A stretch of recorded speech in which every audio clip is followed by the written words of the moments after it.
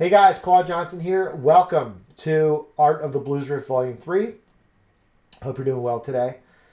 And, each time I do one of these Art of the Blues Riff series, it's because I've discovered something new. Like a new approach, new way of looking at things, new way of doing things, new understandings. And, I'm just excited to share it with you, so I appreciate you being here with me today. And it's not like I planned these things out. Like, okay, next month I'm going to film another series. It's more like, wow, I just discovered this new way of looking at things. Let me share that with you guys. So, again, thank you for being here. Let's just recap where we came from with Volume 1 and 2. And then we'll get into the new stuff. Got a lot of good stuff to talk about today. So, Volume 1 of Art of the Blues Riff is all about arpeggios and using an arpeggio-based approach. So up until that point, I would think of blues in terms of maybe songs, chords, maybe some simple riffs, maybe some pentatonic scale. But I wasn't thinking in terms of arpeggios. And I got onto this track by just thinking about things from a jazz point of view, like how jazz players really look at chord changes, because when you have a jazz song, there's a lot of different chords sometimes. You have to almost look at each bar sometimes separately and seeing what chord tones are available. And when you hit those chord tones, you're really holding the harmony together. So I thought, why not do that?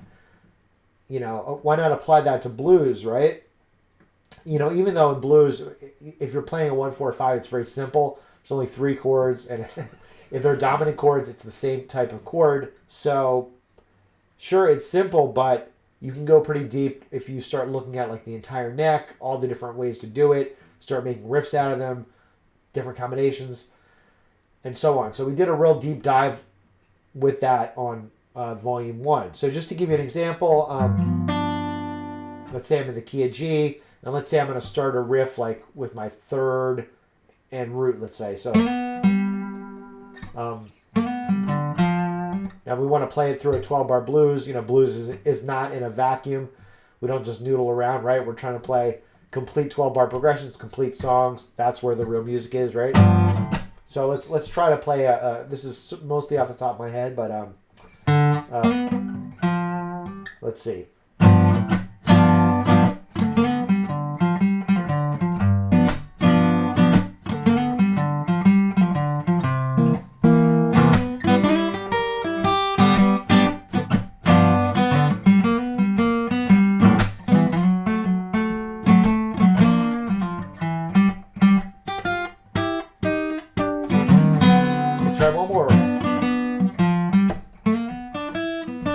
Going up. All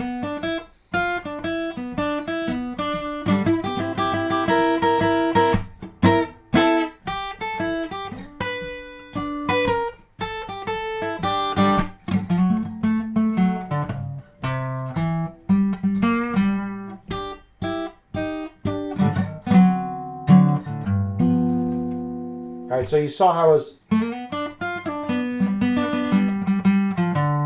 was doing a lot of improvising there, but you can write riffs. You can plan it out a little bit more than what I was just doing if you want. Starting on the 3rd down. And when you go to the 4 chord again.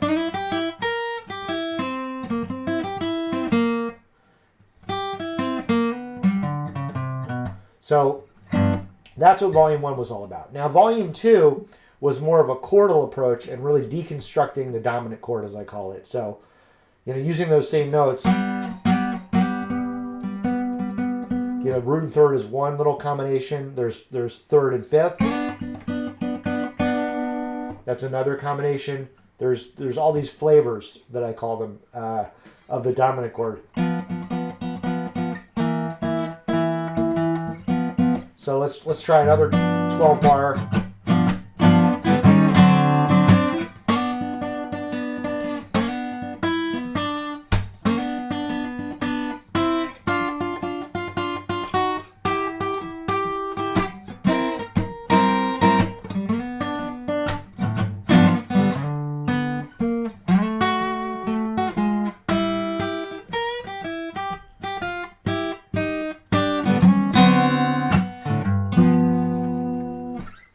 Anyway, that's volume 2 approach. You know, very chordal,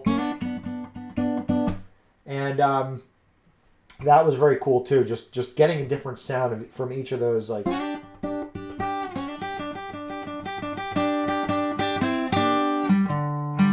From each of those combinations of the dominant chord, and deconstructing things into little mini harmonies and building up from there. All right, now volume 3 is basically the whole idea came about by just kind of discovering these cycle voicings.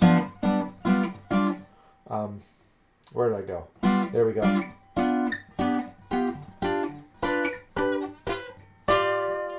So I don't know if you watched the kind of the preview video I did on YouTube, but basically the idea is that you can get 12 different voicings up and down the neck just on, let's say, the G, D, and B strings.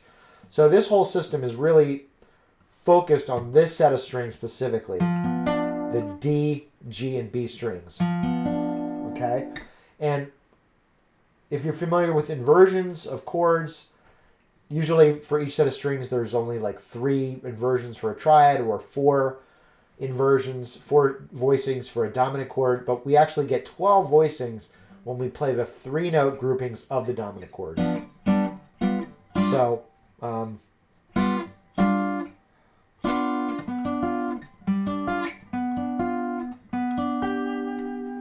now you can generate these voicings yourself. You can start here and then cycle through. That's why it's called a cycle.